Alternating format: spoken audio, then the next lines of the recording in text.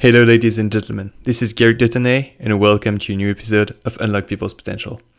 Life constantly pushes us to make decisions, and most of the time, making these decisions is quite challenging. So today, we're going to explore how algorithms and computer science can be applied to your life to help you make decisions. My guest is the best-selling author and poet Brian Christian.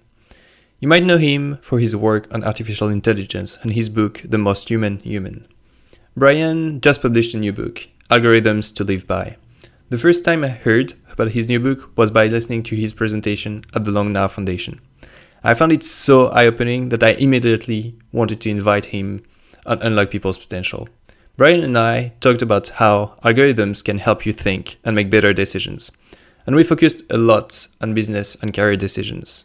Brian was so insightful. So, without further ado, enjoy today's episode.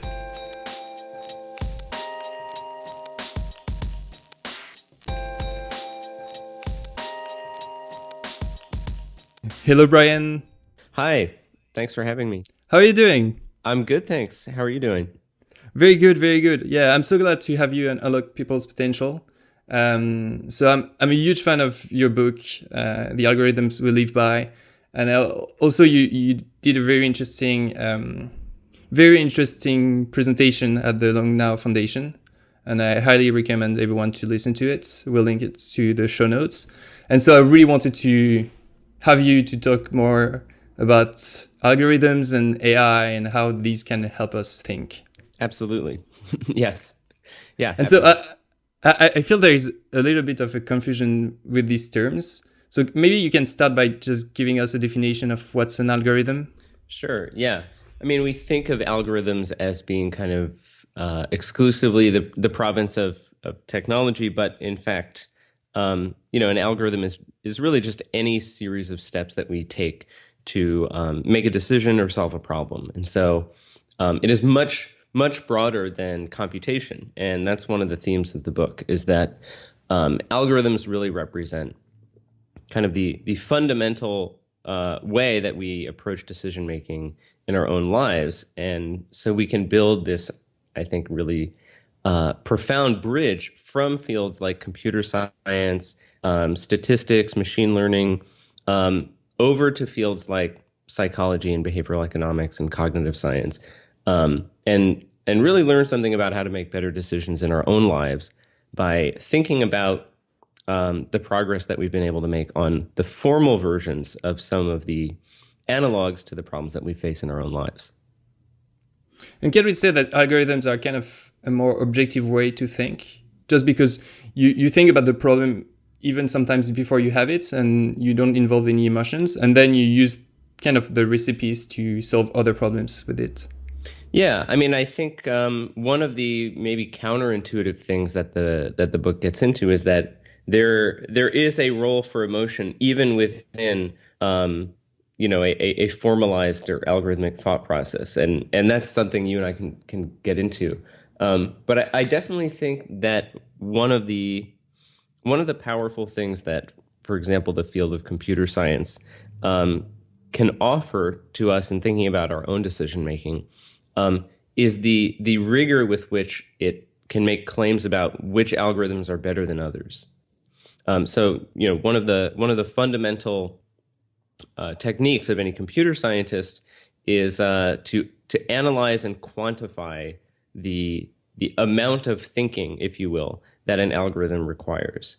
There's kind of the implicit goal of any algorithm designer is to minimize computation, to minimize thought. And so there's an entire toolbox of techniques for making assertions and making proofs about which algorithms can offer better guarantees than others and which can perform better than others. And so I think there's an opportunity to bring that level of rigor to thinking about human decision making, which is something that we don't always approach in such rigorous terms.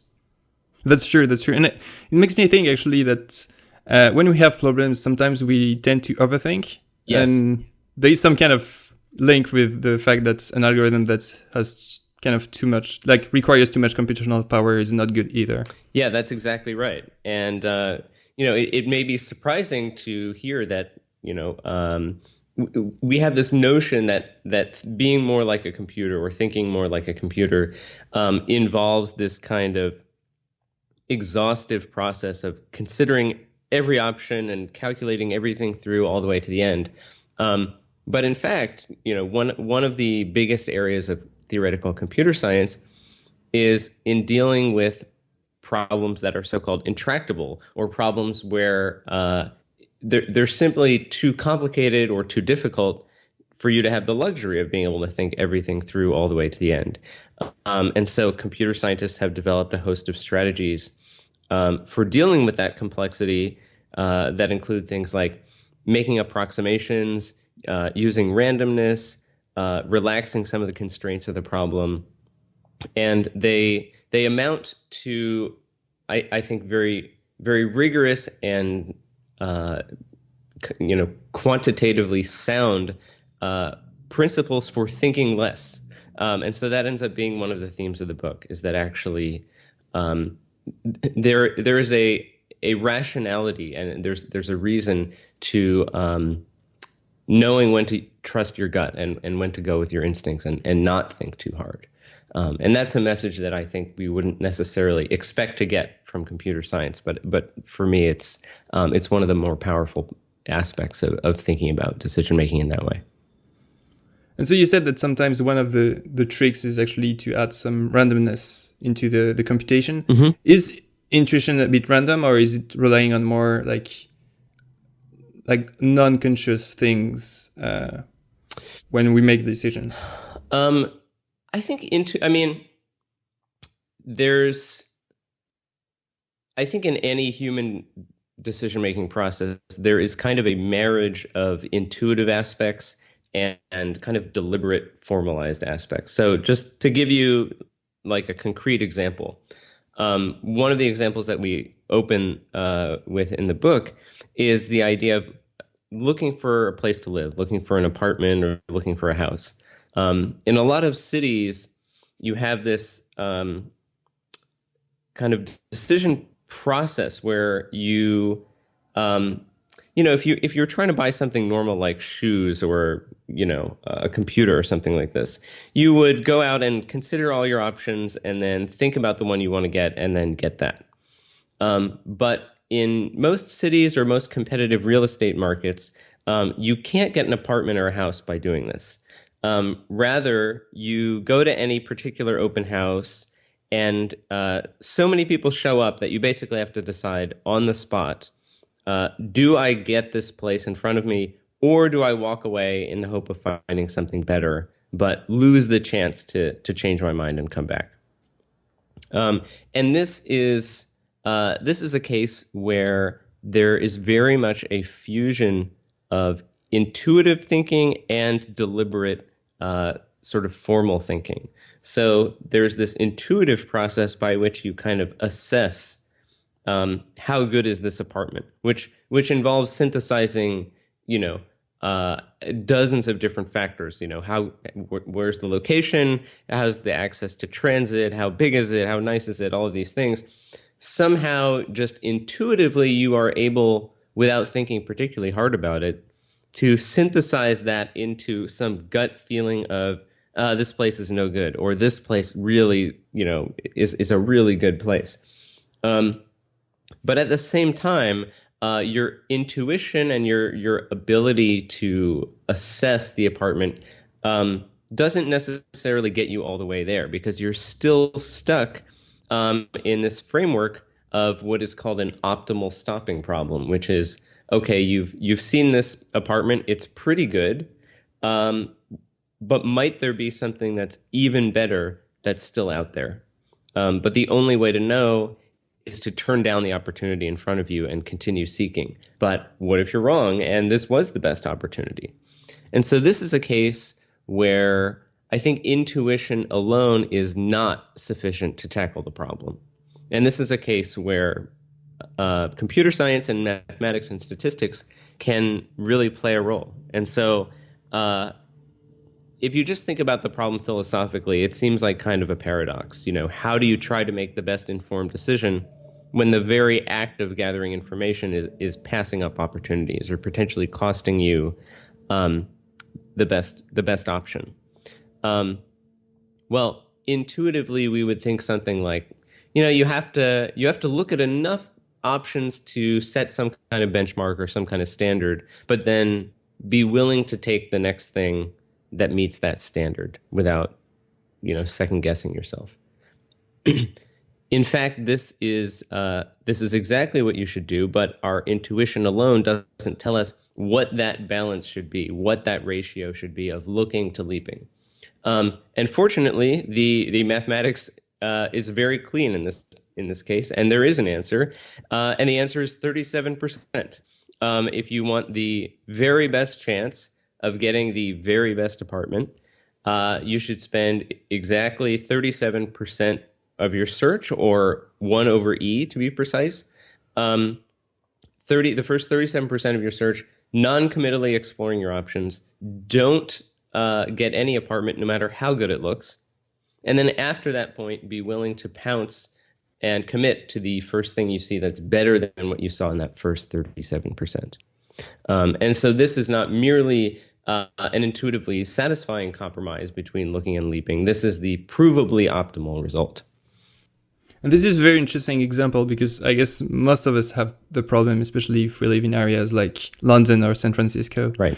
But I think all of us have the same problems in other areas of our lives. I'm thinking about how the optimal stopping problem applies to career. So when you actually decide on what's the dream job and how do you get your dream job, like you have to experiment, of course, but where do you draw the line? Because most of the time you don't have the option to have a recall if you say no to a job offer or you actually leave a job to another one.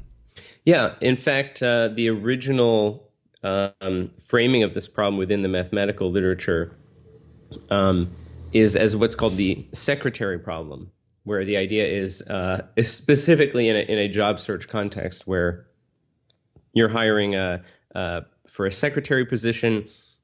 X number of candidates show up in a random order, and you interview them one at a time. And after interviewing each candidate, you either hire them and send everyone else home, or you dismiss them, but you lose the chance to change your mind. And this is the context from which the 37% rule first emerged. And I agree with you. I think that that questions of career are very much a matter of optimal stopping, where by and large, you can really only hold one job at a time. If you have an opportunity for another job, you don't necessarily have the ability to know how good that job is going to be until you actually quit your job and go do it. But having quit your job, if you change your mind and want to go back, you don't necessarily have the luxury of being able to do that. And so I think it's very much a case where the optimal stopping anxiety, if you will, is present. And we don't necessarily expect that someone will literally search for exactly 37% of their time, and then take the next thing that's better after that. But having an intuition of what the optimal solution to this problem looks like, I think at least gives us some bearing. It gives us a little bit of orientation if we're feeling sort of lost or overwhelmed, or just, I have no idea what to do in this job search context. Having a sense of like, okay, well, I know that the answer to the formal problem is 37%. So, the very first opportunity that I get, even though it seems pretty good, maybe this tells me that I should keep searching at least a little bit longer. Yeah, so basically what you're saying is that young people should keep looking for jobs, kind of try, like, at least stay a couple of years in the same job, otherwise it makes it not very nice and they wouldn't learn a lot. But then when you get older, you should be more careful when you decide to change your career. Yeah, I think actually this also intersects with one of the other problems that we talk about in the book, which is called the explore-exploit problem. So there's this famous uh, problem within the computer science literature um, that is has this funny name. It's called the multi-armed bandit problem, and the name comes from the nickname of a one-armed bandit, meaning a slot machine in a casino. So the idea in a multi-armed bandit problem is you walk into a casino. There are a bunch of different machines. They all pay off at different rates. Some machines pay off more frequently than others, but you don't know which are the better machines, which are the worst machines, until you start playing them. And so let's just imagine that you're going to be in this casino for an afternoon and you have enough time to make, let's say, 100 pulls. Simply put, what strategy will enable you to walk away at the end of that afternoon or the end of that 100 pulls with the most money? Um, it's going to involve some combination of what computer scientists call exploration and exploitation. And by that, they mean there's a certain amount of time you spend gathering data, just trying different machines out, pulling different handles, seeing what happens, which is called exploration. And then there's a certain amount of time you're going to want to spend in the exploitation mode, which is just pulling the handle of the machine that has seemed the most promising so far and trying to get those payouts. And this, I think, is very, very relevant also to questions of career. One of the key insights that emerges in looking at the solutions to the multi-armed bandit problem is that your ratio of exploring to exploiting should change as a function of how much time you have left in the casino. So if you've just walked in through the door and you're going to be in the casino for the rest of the day, then you have a high incentive to just try different things because A, you don't have very much information or experience yet. And so there's a pretty decent chance that by just trying some new machine, it actually is going to be better than the best one that you know about. There's also this sense in which if you do discover a new machine that's really promising, you've got a lot of time to get that reward. Now, conversely, if you imagine that you are kind of at the end of your time in the casino, you are just about to leave, you only have several pulls remaining. Well, your strategy in this case is going to be completely different. It's going to be much more heavily weighted to exploitation, just pulling the handle of the machine that's the best one that you know about so far, and just trying to get those payouts.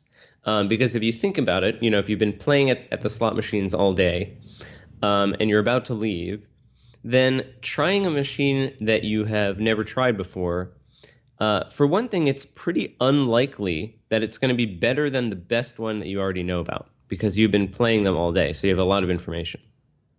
If you've been playing, let's say, 20 machines, then the odds of a new machine being better than all of those is only 1 out of 21. So that's not very good odds.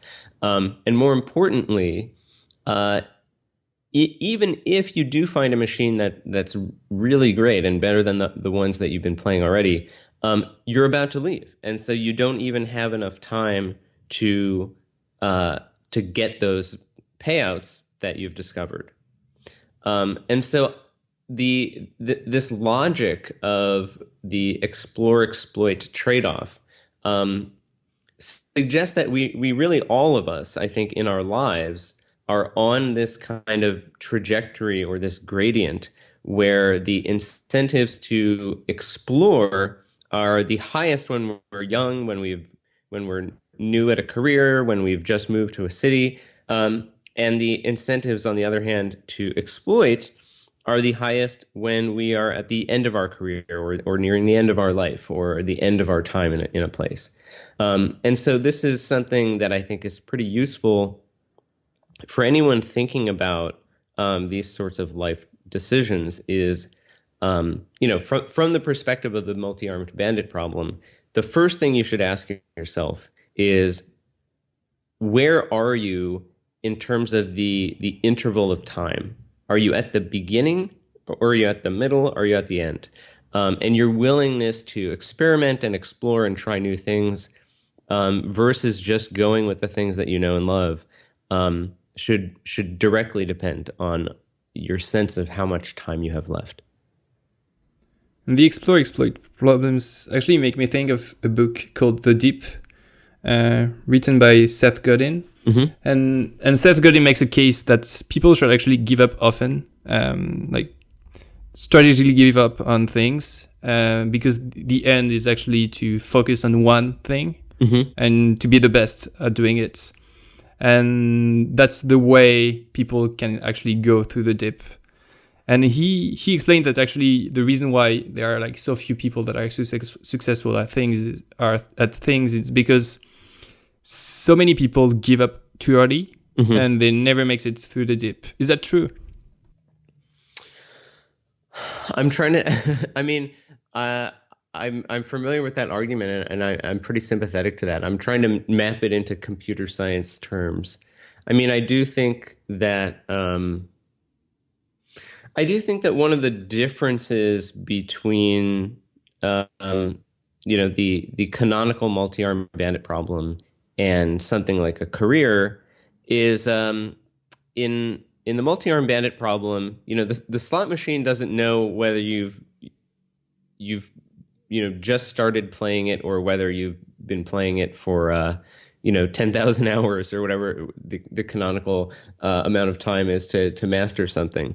You're just as likely to get the payout on your very first pull as on your 10,000th pull. But as I think the point that you're making here is that there are many cases in life where you don't even really know what the rewards are going to be for following a particular path, until you've actually gone far enough down that path to achieve some kind of mastery. And so this is one of the ways in which life is just difficult. I think one of the sort of consoling points that comes up in several points in the book is that computer science gives us the vocabulary and the tools to articulate how hard certain problems are. Um, and unfortunately, most of the problems that we face in everyday life are quite simply hard. And this is a case where, I don't necessarily have the ability to know um, what the reward will be for, let's say, becoming a lawyer, or how good I will be at it, until I've actually invested a substantial amount of time and effort into going down that path. Um, and so, I mean, I think the best you can do is a combination of, you know, gathering what data you can early. If you're a really promising student in your law class, that's probably a promising sign. It doesn't necessarily mean you will be a successful lawyer, but it's a good sign. Um, and the other thing is talking to other people who actually have been down that path. Um, and this is a heuristic that I think is really valuable. In many cases, it is. In many cases, our ability to predict what will make our future self happy is substantially worse uh, than just talking to older adults who are in that position in their lives that we are thinking about, and just asking them how happy they are. And that's something I think is also kind of borne out in a way by thinking computationally. So one of the ideas that we bring up in the book is this idea that's called overfitting. So in machine learning, uh, one of the canonical machine learning problems is just you're given a series of data points. Can you predict points that you haven't observed? Can you extrapolate into the future, and so forth? And one of the problems that sometimes arises uh, in problems of this type is that you can build a model that is um, if you will, overfit to the data that you have in a way that actually makes it fail to generalize to unseen information. So you can build this model that has an incredibly high number of parameters, and it perfectly explains all of the data that it's seen so far, but it gives these insane predictions for the future. And so this is a phenomenon known to statisticians and computer scientists as overfitting. Um, and it's counterintuitive, I think, to people who don't have a background in these areas that you know, in effect, you can't always make a better prediction by thinking harder or using a more complex model. In fact, you sometimes find that you make dramatically worse predictions the more complex your model is. And so, what is the best way for dealing with this kind of uncertainty? Well, one of the techniques that's used in machine learning is what's called regularization. And the basic idea in regularization is that if you're dealing with noisy data or an unpredictable future, one of the most important things that you need to do is control the complexity of your model. And so regularization is a technique where you add a penalty for the complexity of the model into the function that you're trying to optimize.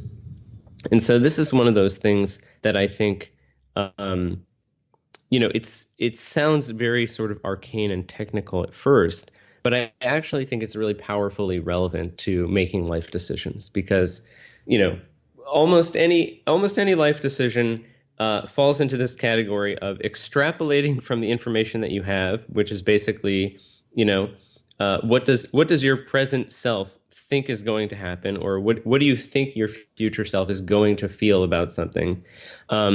Extrapolating from that into this future that is fundamentally not entirely knowable. And so, one of the messages here is that you actually don't want to consider an enormous number of factors and make a really complicated model.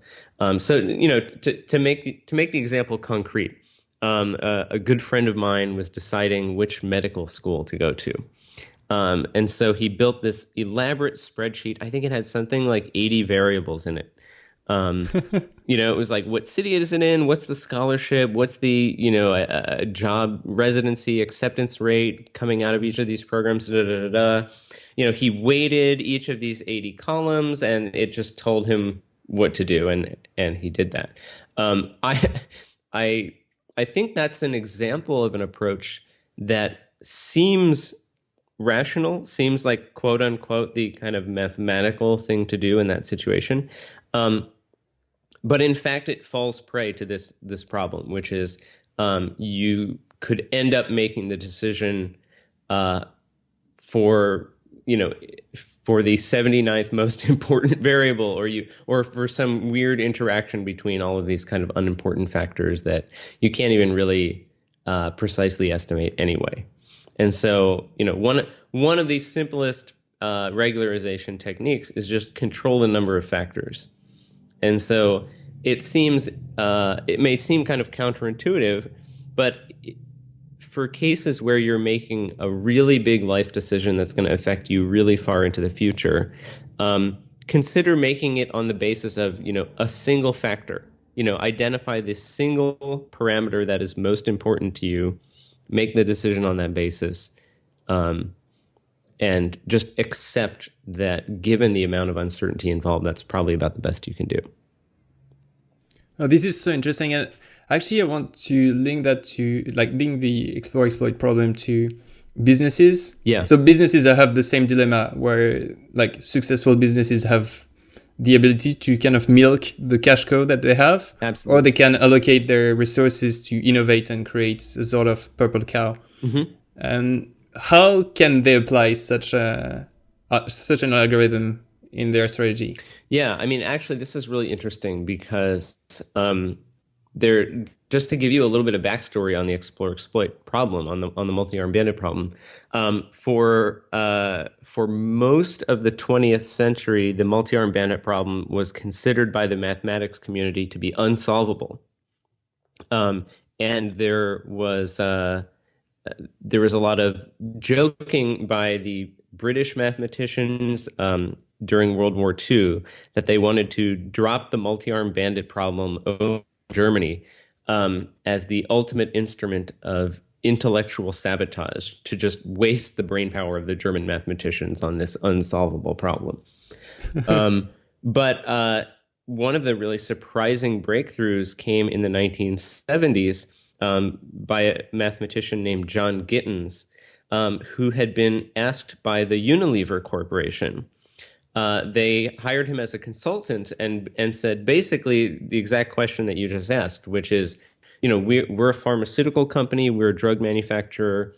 How do we allocate our our resources, our capital between research and development of speculative new drugs that could be great, but many of them will fail, um, versus on marketing, let's say for current profitable drugs.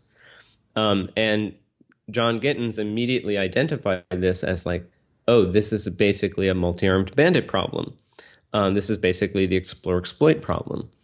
And it's one of these great stories in the history of mathematics where Gittins says, well, I know this problem to be unsolvable, but let me think about what might at least be a pretty good approximation. And then to his own astonishment, it's later proven that his approximation is the solution to the multi-armed bandit problem. But the key thing here, and I think one of the ways that companies and individuals differ, is that for any given individual faced with the kind of explore exploit situation, we are on basically a finite interval of time. Obviously, we all are going to live on this earth for a finite amount of time. We're gonna work in our careers for a finite amount of time, and so there's a sense in which we kind of position ourselves on this interval, and we can say, I'm at the end of my career, therefore I should be more focused on exploiting. For a company, though, it's quite different, right? So most companies want to continue existing infinitely into the future. And so how do you make an explore exploit judgment if you plan on living forever, or you plan on doing business forever? And one of the breakthroughs that Gittins was able to apply to the problem was the idea of what's called a discounting function. And so even if your company plans to be around for the next 1,000 years, generating profits this quarter is still more important than generating profits, in 50 years. If only because it enables you to continue to exist. And so any company, any entity has what's called a discounting function, which is how do you express the relative value of profits in the future to profits today? And so, for example, you can imagine that you're in the casino and you're going to be in the casino forever. But the value of a payoff on your next pull is only 90%, let's say, of the value of a payoff right now. That enables you to kind of set a willingness to be exploratory. So obviously, if payoffs far into the future are worth the same as they are now, then you should be willing to be extremely exploratory, because you can just gather a ton of information and set yourself up for high payouts way into the future. If, on the other hand, you have this really steep discounting function and you're much more interested in profits now than profits in the future, then you're going to, of course, be less exploratory and more willing to take kind of known payouts or guaranteed payouts in the short term, at the expense of gathering less information about what might be even better payoffs down the line. And so basically, yeah, it makes sense when you think about startups and all like established businesses, when you think that startups are kind of all in into the exploratory phase, while established businesses are actually exploiting a lot. Yeah, I mean, so I think one of the interesting things here is that if if the time horizon that you're on or the discounting function that you have kind of sets the strategy that you're going to pursue, this actually becomes quite interesting uh, to analyze business. You can work in the other direction. You can say, I'm observing this industry or this company taking a highly exploit focused strategy. That must imply that they think they are running out of time or running out of money. So, to give you a concrete example, um, in the book, we look at Hollywood and we say there's this really interesting phenomenon that's happening right now in Hollywood, which is more and more of the movies that are coming out are sequels. So in 1981, among the 10 highest grossing movies of 1981, only two of them were sequels. 10 years later, in 1991, three of the top 10 grossing movies were sequels. 10 years later, in 2001, it was five out of the top 10. And another decade later, in 2011, eight of the top 10 highest grossing films of the year were sequels. So in fact, 2011 set the record for the greatest percentage of sequels among major studio releases. Then 2012 broke that record, and then 2013 broke that record again. And we are still living in this era where this kind of unprecedentedly high percentage of the movies that are coming out are sequels. And so, what do we make of that? Well, I think it's um, armed with the intuitions of the explore exploit trade-off. We can start to identify that this is an exploit strategy. Studios are spending more of their resources producing films that will have a known fan base, that will have sort of known guaranteed box office take. But what they are not doing is spending their resources developing what might be the next great series of franchises. They're sort of milking the existing franchises, but failing to develop new ones. And so this is very much an exploit-heavy strategy, and we might infer from this that the industry feels it is running out of time or running out of money. And in fact, I think this analysis is correct. We look at box office profits, and it turns out that profits box office profits went down 40%, for example, between 2007 and 2011. And so here's a case where you can see this direct relationship between the strategy that the businesses in that industry are pursuing and the sense of kind of how much time they have to pursue these more exploratory strategies.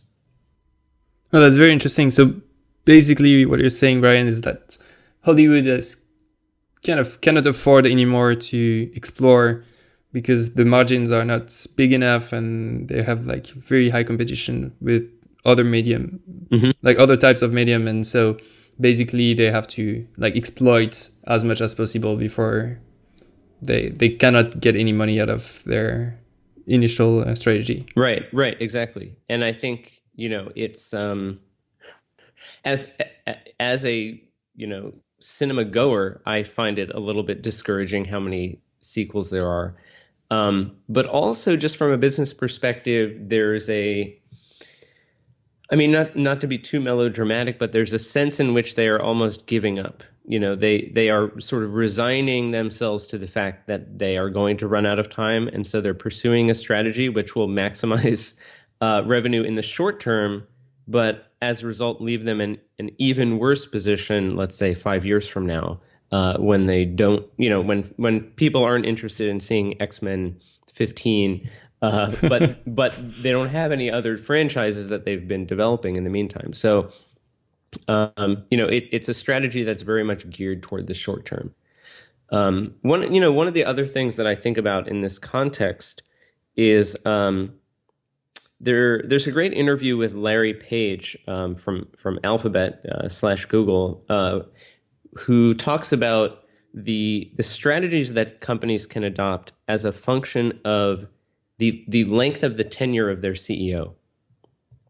So he says, for example, that the average Fortune 500 CEO lasts, I think it's something like 4 years. And, he and Sergey Brin have been, at the helm of Google for now, whatever, 20 something years.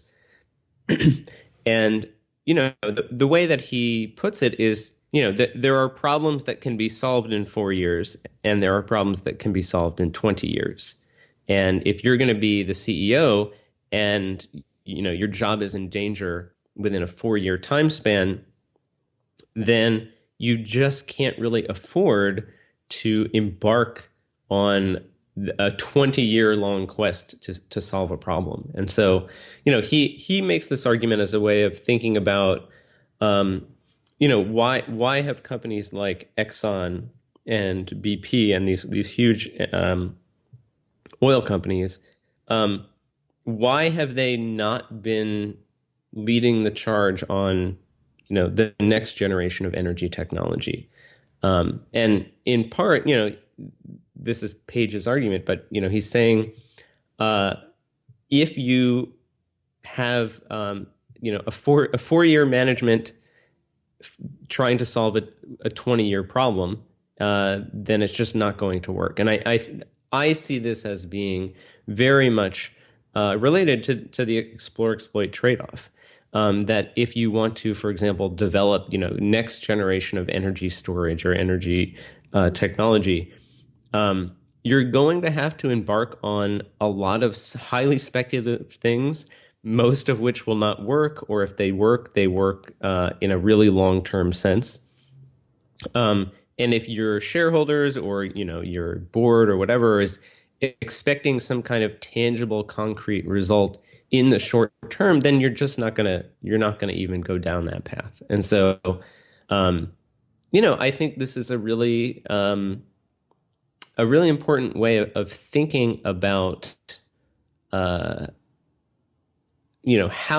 we prepare ourselves to tackle some of the bigger projects in society, that different businesses, different kind of management structures, and so forth, are set up to optimize over different timescales.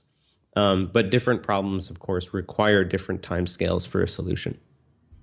Oh, this is a very interesting example, especially when you think about the strategy of Google that is kind of exploiting a lot AdWords, but at the same time is exploring a lot of areas with like the attempt of having Google Glass or now like the self-driving cars. Yeah. And it makes me think about also inventions and like government projects. When you think about governments having a longer term perspective than businesses, and they can afford spending and more in exploration. Yeah, I think that's exactly right. Yeah, I mean, this has become one of the lenses through which I kind of see the world.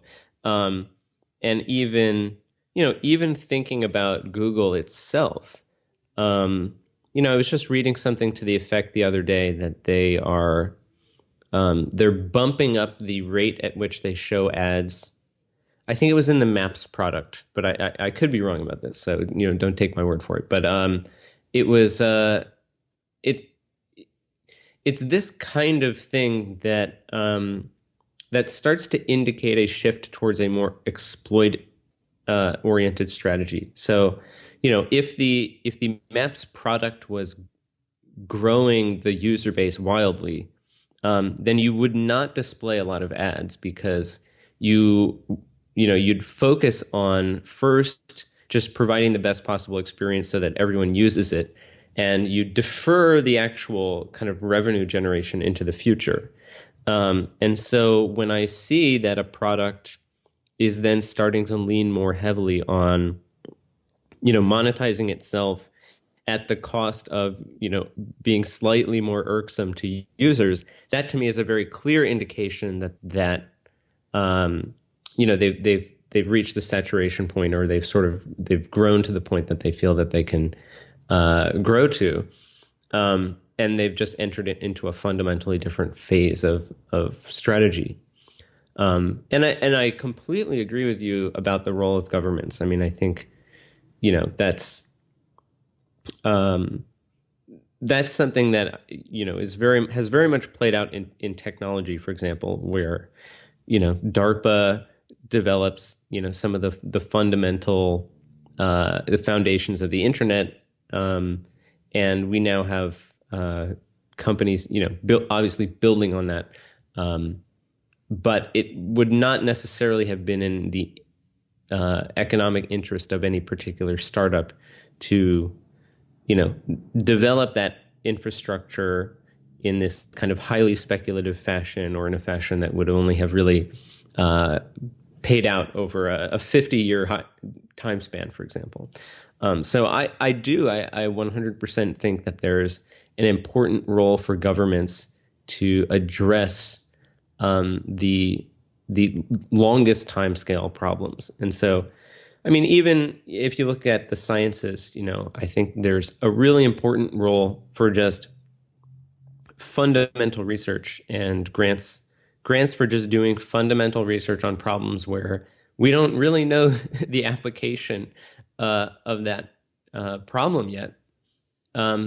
Precisely because, it's important to be making those investments on those really long bets, even when we don't even know what problem it's going to solve, or what it's going to address. This is so true, Brian. And there's one reason I really, really liked reading your book is basically you give some frameworks about how, like, frameworks that we can use to help us think, but as well, we can use the same frameworks to interpret and decode others' strategies. Mm-hmm. And this is like very interesting because it means that algorithms or computer scientists have built algorithms that are a way for us to think better, but also, since they have been invented by humans to solve human problems, we can use the same algorithms to actually decode how other people naturally think. That's right. Yeah, I think that's exactly right. One of the large arcs of the field of computer science is, any computer scientist, their first approach to a problem is always just asking themselves, what would I do? How would I approach this problem? And that becomes kind of the first draft of any algorithm. But what we now have is this extremely robust set of tools for evaluating, which algorithms are better than others. What are the optimality guarantees? What are the bounds on any of these proposed solutions? And we can figure out which ones are the best. And so I think there's a real opportunity to kind of complete the cycle and complete the feedback loop, and bring some of those insights back over to the human side and inform our own intuitions and our own thought processes.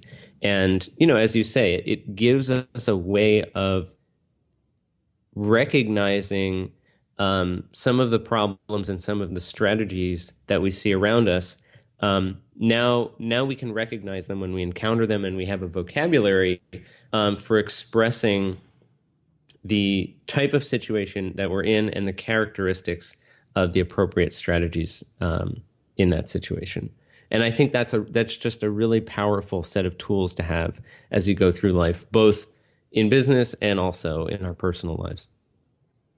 And you share a lot of these tools in your book, and I was wondering if there is actually a way for your readers to go further. I'm thinking about people who are not computer scientists and want to actually learn a bit more about how they can use algorithms to first think or like recognize other people's strategies? Hmm. Yeah. I mean, certainly, I would encourage anyone who's interested to, go deeper into some of this material, um, to check out the book Algorithms to Live By, and algorithmstoliveby.com is the website for that. And I think, it's for anyone who does have a background in computer science.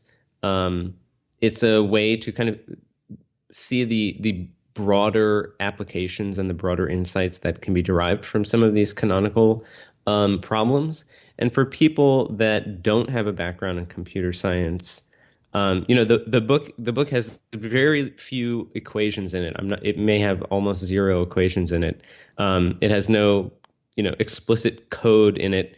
It is very much written to be approachable to people who don't have a training in computer science, and it lays out some of the kind of the fundamental concepts and some of the bigger ideas. So I think it we didn't write it to teach computer science to people, but I think it does very much have that characteristic that, for people who have always been interested in the field but don't have the training, it's a way of kind of making sense of what are some of the major results, and more importantly, what are some of the big insights that have come out of that. And what are the main principles that arise from thinking like an algorithm? I mean, I think at the highest level, um, there's really several things. So the first is computer science gives us a way to quantify the complexity of a problem and to quantify the complexity of the solution. So there's what's called big O notation, which anyone familiar with computer science will know what that is. It basically enables you to make claims about how the algorithm scales with the problem. This is something that anyone in the world of business is interested in, right? It's like, how do you scale a strategy, or how do you scale a solution such that it's still sustainable at a factor of 10, right? So um, computer science has been thinking about this since the very beginning, and big O notation is how they express that. So you have things like uh, linear time, quadratic time, exponential time.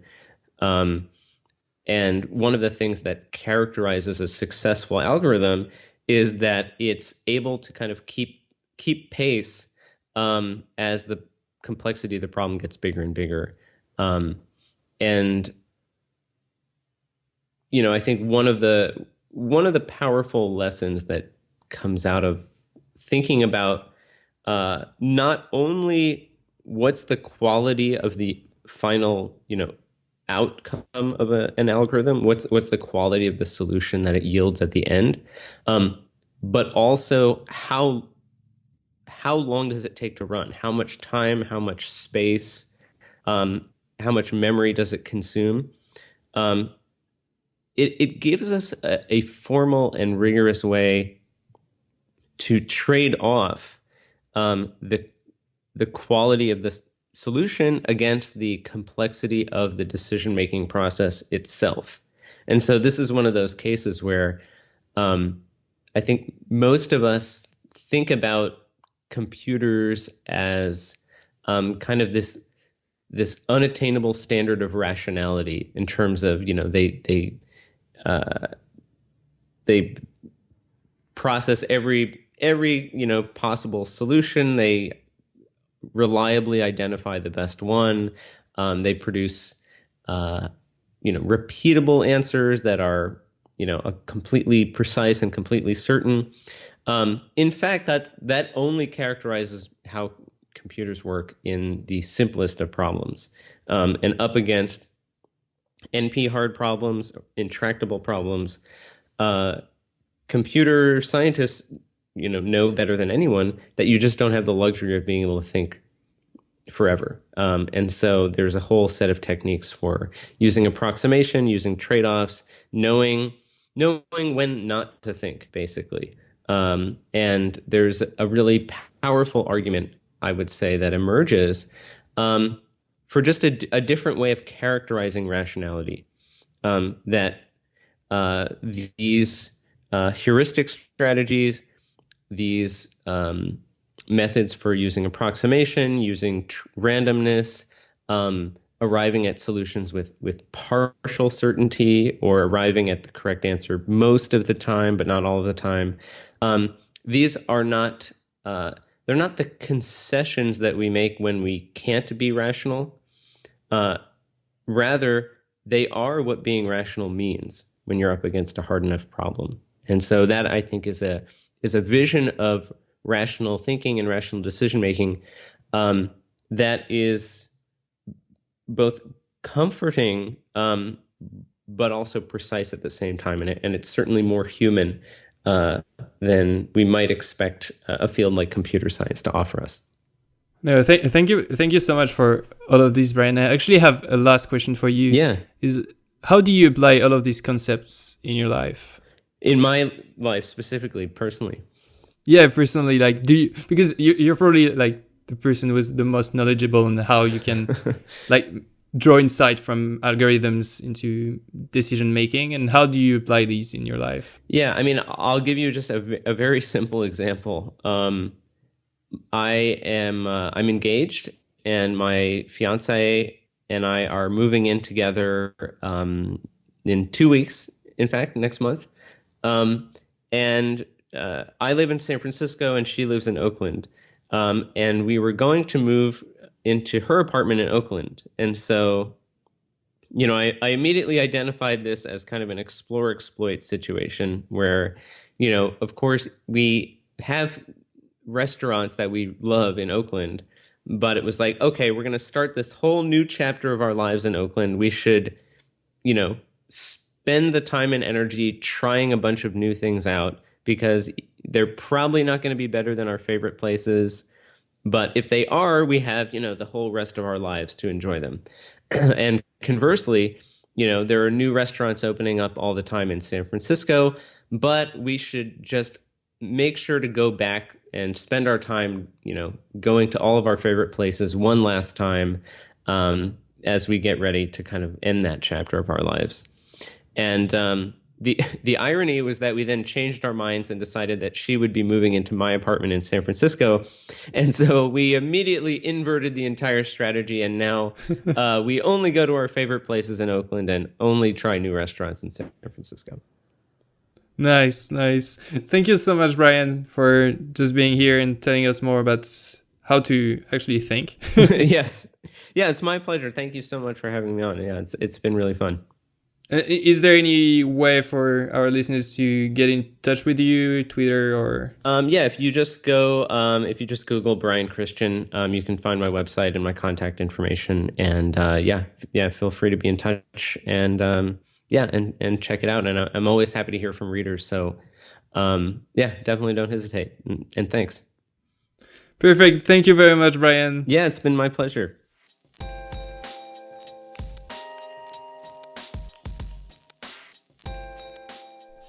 Hey guys, thanks for listening to this episode of Unlock People's Potential.